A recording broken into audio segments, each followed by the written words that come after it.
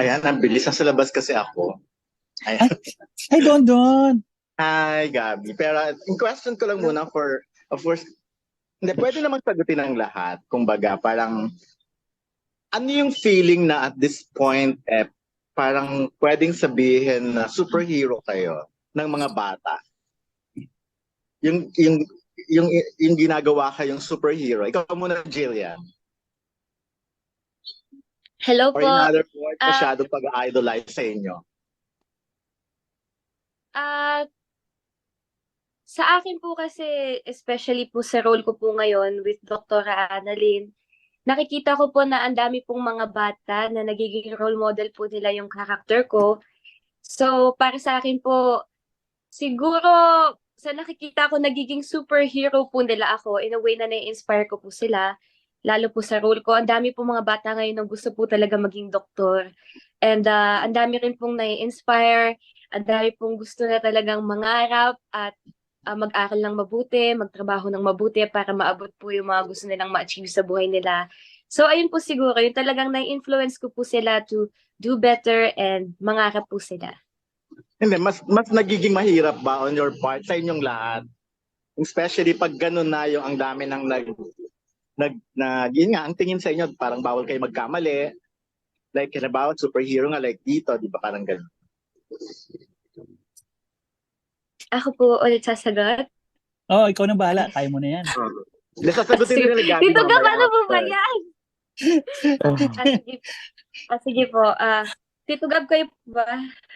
Hindi, okay. Nagigets ko kasi yung question eh. It's like, it's also a pressure para sa amin mga bilang artista. Honestly, anyone naman can be a hero eh. They can help in so many ways. Nagkakaroon lang na ito yung ang edge lang namin kasi as an artist is we're using this platform. Kasi hindi ko pwedeng sabihin na pareho kami ni Jillian na naka-inspire kasi yung mga roles na nagagampanan ko eh most of the time are villains. So hindi naman nakaka-inspire 'yon, 'di ba? So I think having a private life and projecting a little snippet of yung privacy na pwede mong buksan sa publiko, like for me being a father, to being a good father to my children, yung I think for some people na hindi man nila nakikita yun, people around it, I mean around me, would notice it and would mabait pala na tatay si ganito. I mean ako, Ayun nga, yun. Actually, yun naman ang ano sa diba? Gabi eh. Para kang Yeah, role alam mo model yun, ka sa father eh. wala akong issue, wala akong, alam mo yun, Yeah. I think the only thing that drives me into that motivates me to do these things, these characters, especially sa TV at saka sa film, is okay to be admired of the work that we do. Alam mo yun, but not that being that who that person is, what they see on TV. Alam mo yun, kasi totoo naman, we help naman in so many ways. Like ako, I'm an ambassador of Kids with Cancer, sa Brave Warrior Kids. So, yan, hindi naman kailangan ipakita sa publiko. Ano? But, you know, you help in so many ways. I feel like a superhero because like I help children survive cancer, yung ganyan. So, yung mga other ways talaga na to feel and to be like a superhero. Ayun. Ikaw ulit, Jillian, yung second question na yun. Mas nahihirapan ka ba ngayon?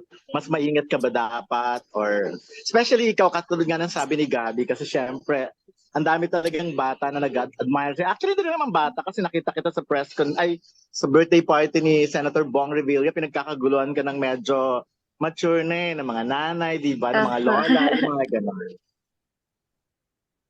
Syempre po, in a way, talaga may pressure din po siya kasi ang dami po naglo-look up po sa amin mga artista.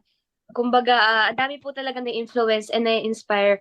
Pero para sa akin po kasi, since alam ko naman po sa sarili ko na pure po yung mga intentions ko sa ginagawa kong trabaho ko and sa personal life ko, hindi naman po ako natatakot or nape-pressure ng sobra kasi parang ako po, I'm just doing my thing and yung goal ko lang naman po talaga is may ma-inspire.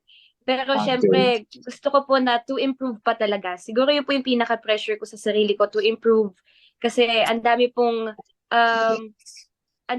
gustong maging parang like my characters or ako po mismo. Parang ang dami pong na-inspire. So, ayun lang po. Ayan, okay. Hindi, doon na lang kila Kim at Shubi, parang sino na lang yung role model nyo? Sige, Ikaw sige muna. ako muna. Siguro ang role model ko yung mother ko. For me, siya yung ano ko talaga. For me, a superhero for me. Kasi single mom siya. So, marami kami magkakapatid. Nagawa niyang mataguyod kami magkakapatid. Despite na talagang mahirap yung buhay yan. So, still parang magkakasama pa rin kami at wala namang napariwala sa amin. For me, yun yung the best na ginawa ng mama ko. Ayan. Na siya yung pinaka-role model ko. At superhero mo din. Bongga naman. Yes. Ikaw naman. Thank you po. Na-take na ni Kim yung nanay Paano ko gagawin? Charis lang. Hindi, ibahin mo Pero, na lang ang version. Pero nanay pa rin. Sa totoo lang naman po, Sir Don. Englishin mo na lang, Englishin mo. Personally, si Catriel na great talaga yung role model ko ever since I was a child. Oo, kaya kasi nakikita ko sa kanya, like, do everything with the heart. So, growing up, siya po yung naging inspiration ko of who am I now as a person. So, yun lang naman po, Sir Don. Ayan, okay.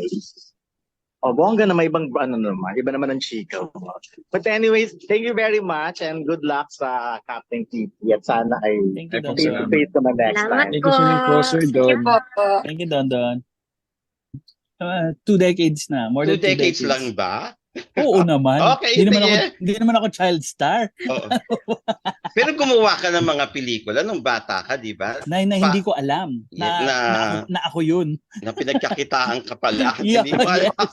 Yes. Nakagawa ko Kinas ka 3. pala. Kinas ka pala na anak